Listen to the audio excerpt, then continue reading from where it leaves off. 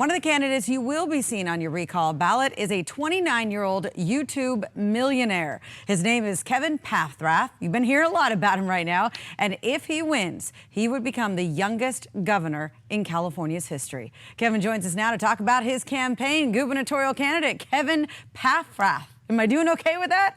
You're doing great. Right down the middle. Paffrath, you nailed it. I'm a JFK-style Democrat. I'm right in the middle as well. You know, I love it because I'm on your website, and one of the very first things it says is Kevin Paffrath, pronounced Paffrath. So exactly. I do like the Meet Kevin campaign as well. So your YouTube channel is called Meet Kevin. It's extremely successful, but now you're deciding to punish yourself and put your hat into the political arena. Tell me why. I'm running to be governor of California because I'm so worried that in 20 years, my children are going to look at me. They're 3 and 5 right now. And in 20 years, they're going to say, Dad, why did you pick California to raise us in? And that's what I don't want. I want California to be exceptional. I want my children to be proud of the state in 20 years.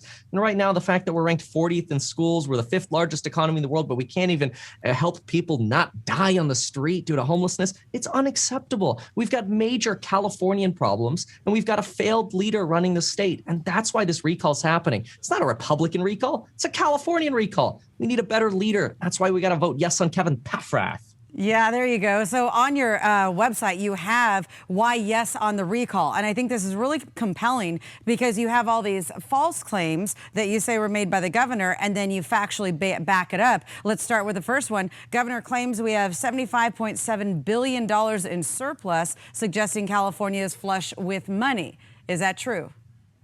It's absolutely not. Look, here's the thing. California's surplus was created half by the federal government. They double counted this money. And then the other half was spent on vote buying schemes like forgiving traffic tickets, to where now the LA Times says we're actually going into a $12 billion deficit. Governor Newsom's spending like this money is going to keep coming year after year, but he doesn't understand the finances of it. I don't think he's even paying attention, because the reality is this surplus came from a boom in IPOs, initial public offerings in the stock market, which I study every single day. And the reality is the boom's over. The IPO boom is over. We're not going to have that massive windfall of money in 2021, when we do our reconciliation next year, like we did from the 2020 stock market. But Governor Newsom's spending like this money's just going to keep coming forever. The reality is, if we keep going the way we're running this state right now for 20 years, we're going to be bankrupt. Are you getting any pushback from the Democratic Party? The Democratic Party is trying to pretend I don't exist right now in some part, because they're suggesting, oh, just vote yes, vote no on the recall is what they're suggesting. Keep Newsom and then leave the second part of the ballot blank. I think this is un-American to leave part of the ballot blank. Everybody should be filling in the second part of the ballot. They should get educated about their options. I believe they should go to meetkevin.com and consider voting for Kevin Paffrath on the second question. But I think the reason the Democratic Party is a little confused is because they're trying to call this a Republican recall, but now we're leading in the polls, making sure Californians know this is not a Republican recall. It is a recall of a failed leader, Gavin Newsom. And we just need a new centrist with real solutions. And that's what we have. Yeah, you're very bold because you are going out there and saying, hey, we need this emergency plan, I guess, if the recall actually goes through. But then you're also backing that up with a lot of policies saying you're going to do this, you're going to do that. You brought up a poll. There is a recent poll. Has you as the front runner, 27%, Larry Elder at 23%. The margin of error is 5.4%. So you're kind of neck and neck with Elder. What do you think is going to set you apart other than the D after your name?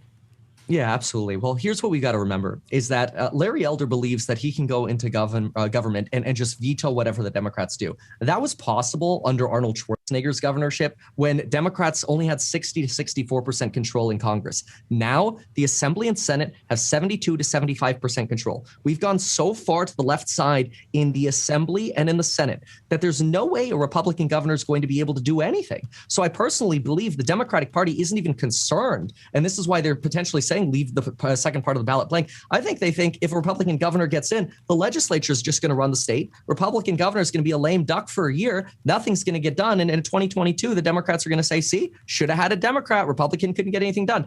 I don't want to gamble with Californians' lives for a year. I want to get stuff done in the next year because we're running out of time. We're going to go bankrupt if we don't start solving the issues we have: homelessness, housing, traffic, crime, water, fire. We got to stop misleading Californians, be transparent with Californians and honest with them, and operate this state with a business mindset while also respecting government negotiations and politics that we have. You know, it's interesting you brought up that point, because I've said that to every gubernatorial candidate I've talked to who is a Republican. How are you going to work with these very left state assembly and state Senate and state assembly? So how would you work with them? If you are more of a moderate, you called yourself a JFK Democrat, how would you get anything done?